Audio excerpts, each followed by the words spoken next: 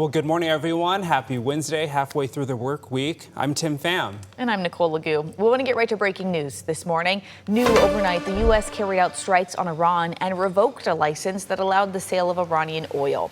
Iran hit back with strikes on Bahrain and Kuwait. Now, at the NATO summit this morning, President Trump said the ceasefire agreement between the U.S. and Iran is over. He says U.S. representatives could continue to negotiate here, but they say it would be a waste of time. As far as I'm concerned, it's just a waste of time dealing with them. They're liars. We make a deal.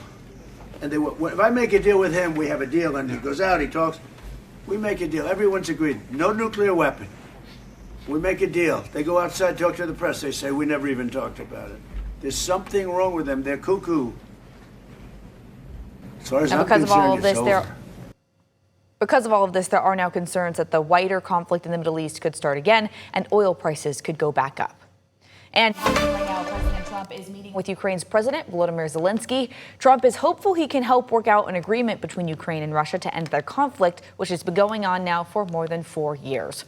We'll keep an eye on their meeting and bring you any updates later this morning.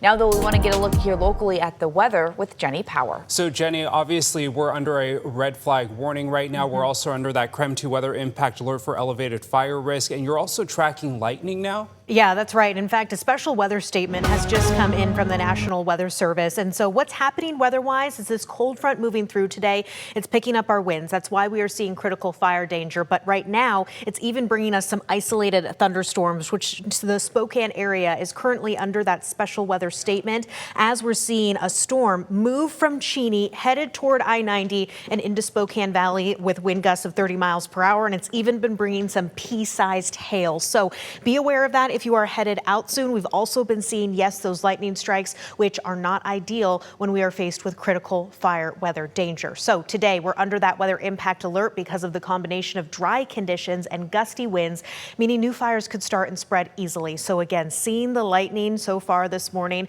not ideal under these conditions. Red flag warnings in place again for central Washington, but expanding further east today for that fire risk. As you are headed out the door, let's take a look at your traffic impact this morning and what we are seeing. Right now, I want to start with a live look for you along state line. This is I-90 in Idaho, where through this stretch of I-90, we aren't seeing the impacts of that moving thunderstorm quite yet, but be aware of that, folks. Traffic volumes on the lower end. As we take a look across the region, this is I-90 in Havana. Things are in pretty good shape here. Mostly smooth driving conditions there. Dry roadway for now.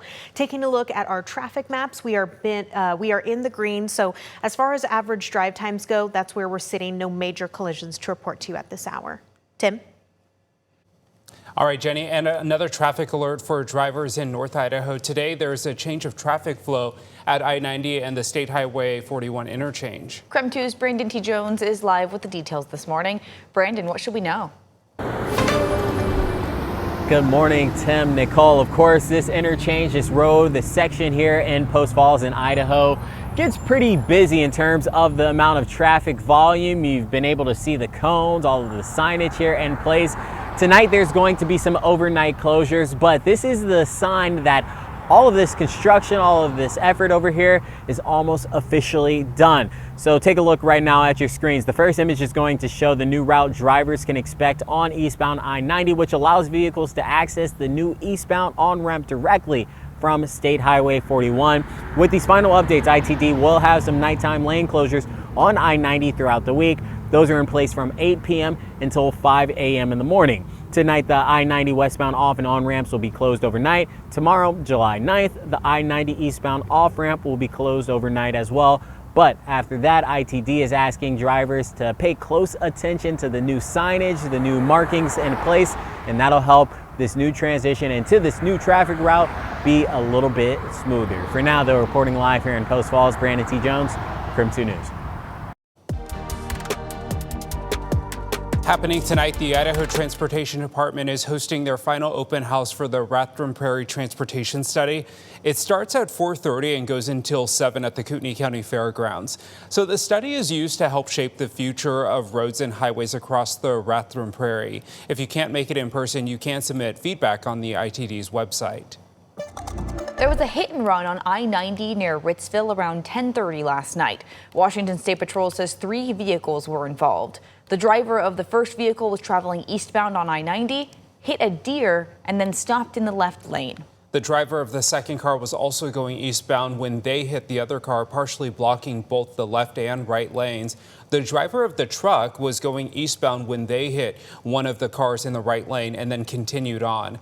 2 people were brought to Sacred Heart Medical Center. A sad update this morning about the missing man from Federal Way. Officials pulled his body out of Moses Lake. Jaime Tico Rocos was reported missing over the weekend. He had gone swimming with friends near the south end of the lake near the sand dunes and never came home. We are still waiting on the coroner report for the official cause of death. This morning in North Idaho news, Captain Dave Hagar with the Coeur d'Alene Police Department says he will retire. His retirement is effective next week. He has been with the police department for the past 10 years. You may remember he served as the interim police chief when former Chief Lee White retired in January. He was a candidate for the police chief job, but the city opted to go with former Fort Collins Deputy Chief Greg Yeager. Hagar's last day will be July 16th. New this morning, Washington State Superintendent Chris Reckdahl proposed a new course for high school seniors. It would be a year-long and help students build a resume, register to vote, apply to a job, college, or the military, and even get financial aid. It would combine the existing semester-long civics requirement with another credit in financial literacy and post-secondary readiness. Reckdahl hopes the legislature adopts this as graduation requirement during the 2027 legislative session. This morning, the city of Cheney is still under an emergency water restriction because of a damaged well. Investigators believe a squirrel caused a power shortage in the area, forcing the well to shut down and turn back on too quickly. That actually caused the pump to malfunction, and then the city now asking residents to stop watering lawns and conserve water where they can while crews work to fix the well. If it drops another 3 or 4 feet, then we're going to have to reach out and have more stringent restrictions. But we have enough water for public health and for fire protection. That's our goal at this point. The repairs could take up to 3 weeks to complete. The city's mayor says the well serves close to 13,000 residents, so the city wants to make sure the repairs are done right. Heads up, if there are any power outages in central and southern Pend Oreille County today, it will take longer to get the lights back on. The Pend Oreille County Public Utility District is going into elevated fire safe mode for today's red flag warnings. The fire safe mode will start at 11 this morning from Blue Slide through the Pend Oreille River Valley and the southern part of Pend Oreille County. Keep in mind, power will only go out if wind, tree damage, or wildfires cause an outage. The utility district would then have to manually inspect and turn power back on once it's safe. The county will be in this fire safe mode until the weather improves.